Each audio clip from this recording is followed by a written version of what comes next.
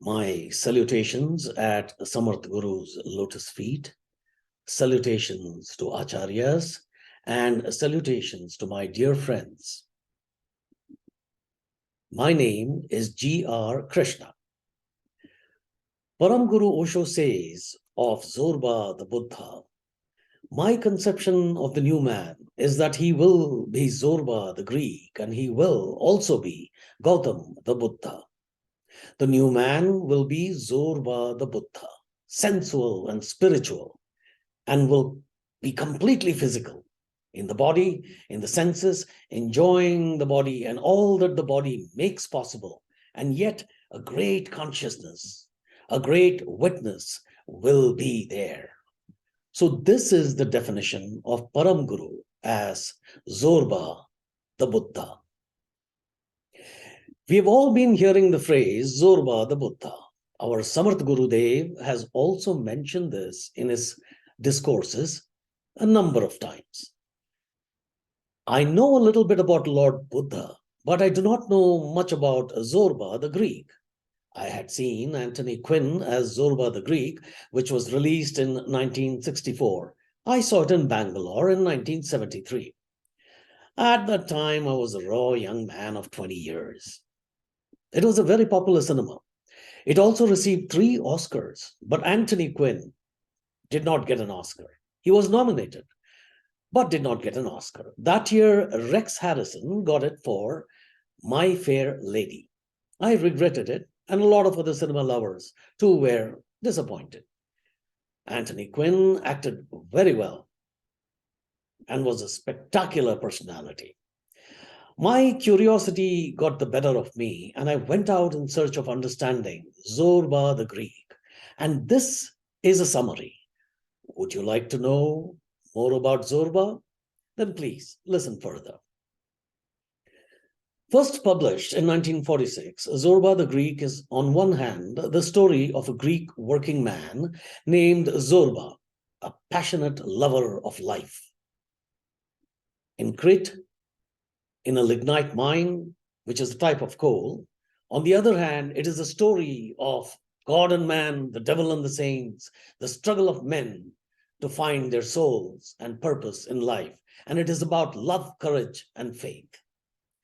Zorba has been acclaimed as one of the truly memorable creations of literature, a character created on a huge scale in the tradition of Falstaff of Shakespeare and Sancho Panza of Don Quixote, Don Quixote's novel, which was written by Cervantes. His years have not dimmed, Zorba's years have not dimmed the gusto and amazement with which he responds to all that life offers him. Whether he is working in the mine, confronting mad monks in a mountain monastery, embellishing the tales of his life, or making love to avoid sin. Zorba's life is rich with all the joys and sorrows that living brings, and his example awakens in us an understanding of the true meaning of humanity.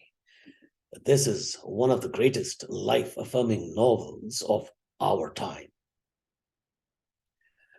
Part of the modern literary canon, Zorba the Greek has achieved widespread international acclaim and recognition. In the prologue to the new edition, Nikos Kazantzakis writes, I often wish to write the saint's life of Alexis Zorba, a laborer of advanced age, whom I exceedingly loved. The great benefactors in my life have been journeys and dreams. Very few people, dead or alive, have helped me in my struggles. Yet, if I wished to single out those individuals who did engrave their traces most deeply upon my soul, I would presumably designate these 4: Homer of Iliad and Odyssey, Bergson, who was a French philosopher, Nietzsche, a German philosopher, and Zorba.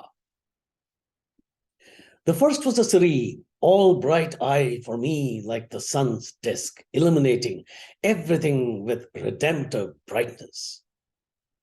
That was Homer.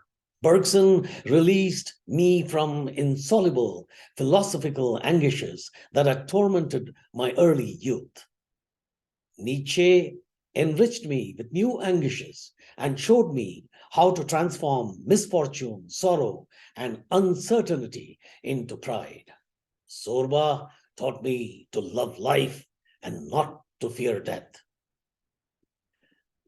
Kazantzakis goes on to tell us that if today I were to choose a spiritual guide from the whole wide world, a guru, as they say in India, a venerable father, as the monks say at Mount Athos, the one I would choose without fail would be Zorba.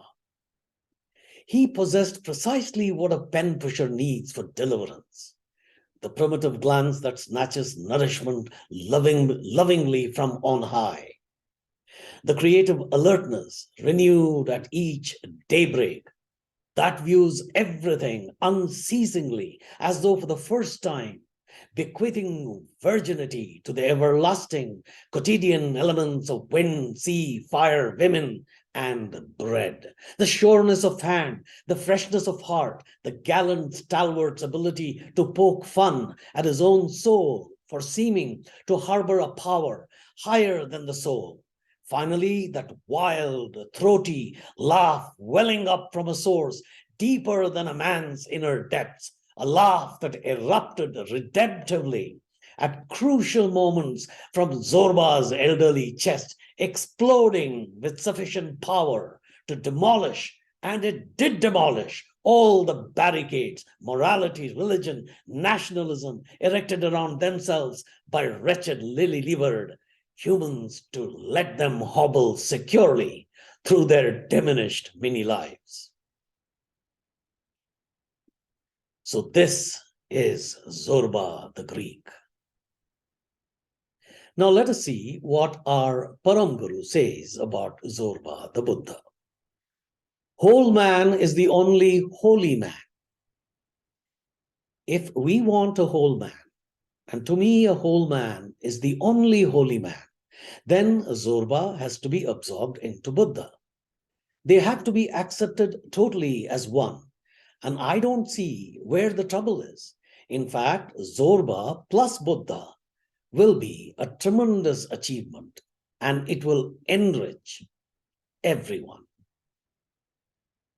Param Guru goes on, Buddha cannot laugh, cannot dance, cannot sing, cannot love. Now, what kind of a life will it be? Hollow. Zorba can sing, dance, enjoy food, drink, love. He will have a life, but he will not know who he is. He will not know the meaning of existence. He will never come to experience the deathlessness of life, the eternity of his existence, that he has been here always and will be always. Only forms change. He will never enter into his own center. He will always remain in the cyclone, very busy, concerned with everything except himself. And the center of the cyclone is the most ecstatic experience, the ultimate experience of human consciousness. Beyond that, there is nothing. You have arrived home. But I don't see that there is any problem. There is no contradiction. You can arrive home. You can be at your center. What prevents you from laughing? In fact, you should be the only one who can really laugh, can become laughter, who can really love, can become love itself, where the lover disappears and only love remains. One who can dance and dance to such abandon that the dancer is completely gone. There is only dance. This is my effort to bring Zorba the Buddha into the world. That will create a unity in you. Your body and soul will have a unity. You will not have to fight against your nature. You can use it as a stepping stone. There is no need to fight. There is no need to repress. All psychological diseases are out of repression. All psychopathological people are just incurable unless they accept their nature totally without any grudge or any guilt. You have to use your natural energies to grow. It will bring man into a totality. Param Guru goes on to say, all religions have made you schizophrenic, split. They have created guilt in you by creating a split. It is their whole business. Only a guilty man will go to church, will go to the synagogue, will go to the temple. Otherwise, there is no need. If you are one, you would like to dance in the open air under the sun. That will be your real prayer. Nothing is said, nothing is asked, but you are showing your gratitude to existence. Zorba the Buddha will not only destroy the split in man, it will destroy the split in society. And this is Zorba the Buddha. Thank you for listening. Once again, my salutations at the lotus feet of Samartha Gurudev. Thank you and goodbye.